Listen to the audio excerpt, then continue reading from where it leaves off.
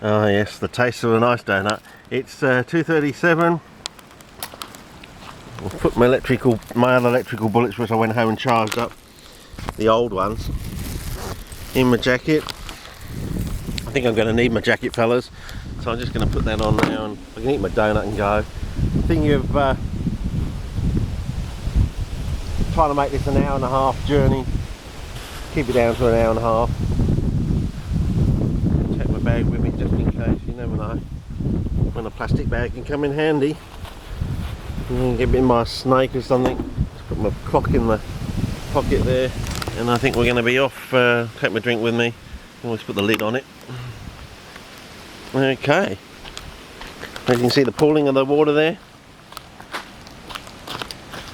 Don't know if that says anything about the hydrology, but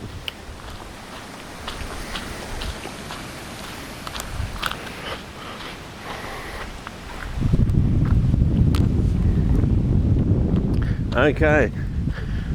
As I said, we took the shingle back track. When was that? 2 weeks ago?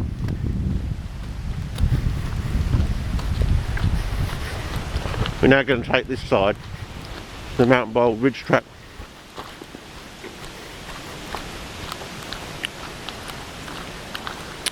But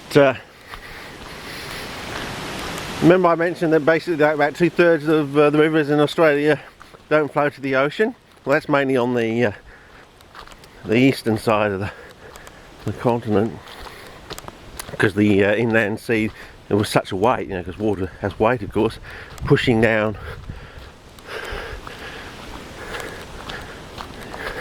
forming like a dish-like crater in the off to one side of the continent. Of course, the rivers in Western Australia do. Now, do you think, when you think about where do the cyanophytic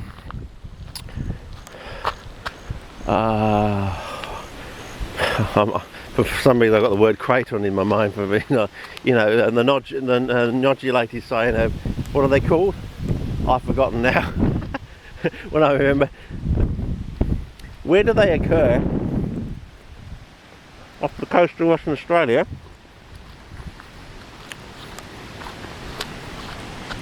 Now they accumulate manganese on the open ocean, of course.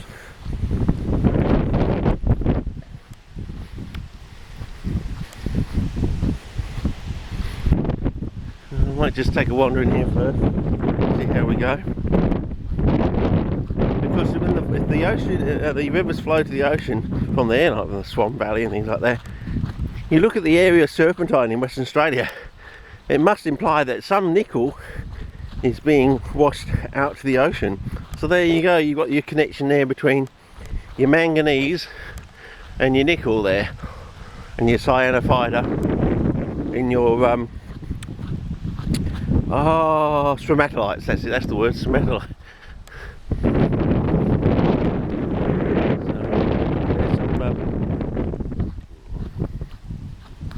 Some tea tray here, showing it must get reasonably swampy. Some moss down there. So xanthorrhoea is there.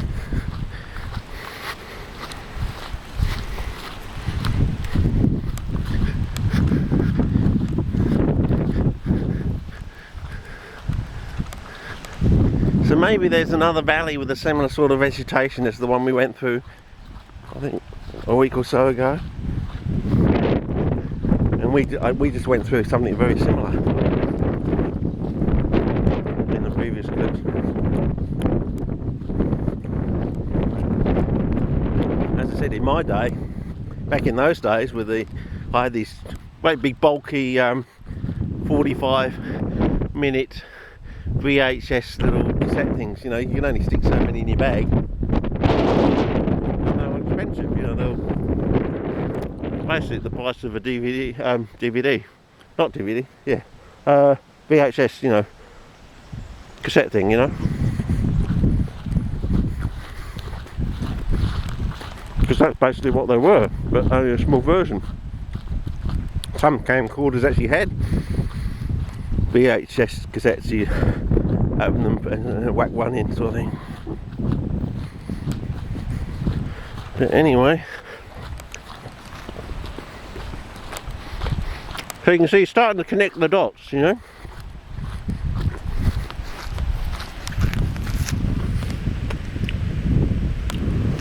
But isn't that what we wanted, fellas? You know, some overarching, all-embracing theory that actually gave you practical results. So you make something overnight, stick it on your soil, you know, let it wash in, let it go brown, whack your plants in, and they grow bigger, faster and more colourful than they even do in the wild, because finally the scientific method is built on firm foundations, and it actually works when it's built on firm foundations. Isn't that what we were all trying to do or get to, you know? You're not just putting in a whole bookshelf of picture books, you know, investing your money in $100 picture books in a whole 23 volume bookshelf of picture books with no ecological information that gives you any practical results. Isn't that where we were trying to head? Isn't that what we were trying to do, fellas?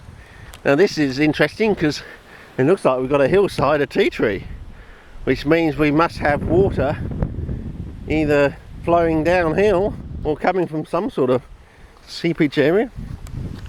And it's such a small area up there that I doubt that it's going to collect enough water to support all this.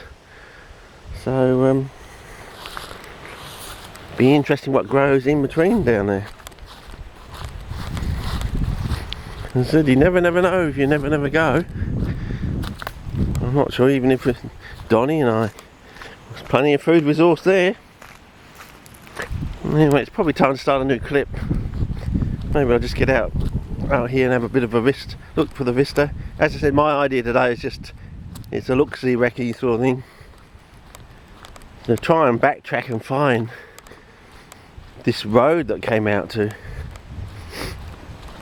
just to secure in my mind, you know, the actual connection to the original footage.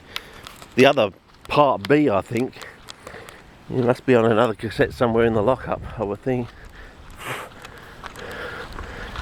Because I remember filming the sign with the road's name on it. I used to do things like that back in those days. So more rockage for you, Vindle the rockage, and look at the lovely lichen on there. Yeah, again, quite a lot of the lichen have the nostoc as, I think it's 1/4. Is it 1/4 of? Most of the lichens use nostoc as their symbiotic partner. So yeah.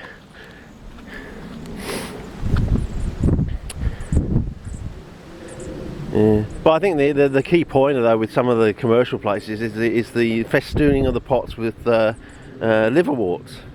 And of course, not being from a European centric point of view, in Australia, on the driest continent on the planet, liverworts are quite rare and few between. You know, how many liverworts do you see growing here on the ground? You know, we get lichen, seems to be occupying a spot where you think you might find liverworts. You know,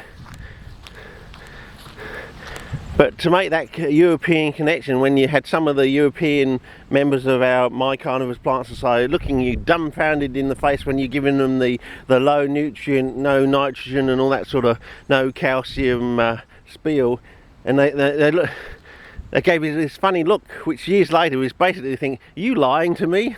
I think basically we were actually lying to them, but not on purpose, because they could see all these pots of plants coming out of these commercial places and we were on selling them sort of thing, and they're all like festooned with bloody liverworts. And they, being from Europe, you know, they know that most of the liverworts over there, I think half of the European species are obligate calcicoles, so in other words they have to grow on calcium. The other half are obligate, so yeah, what's the word? They're fastidious. The other half don't have to, but they would prefer it, and they grow better if they do grow on calcium sort of thing. I've forgotten the word now. Facultative? I think it's facultative, yes. So, well, there's a nice patch of moss that looks like it's going to come out over there, so we'll look at that later on in the season. I really need to start a new clip. Okay.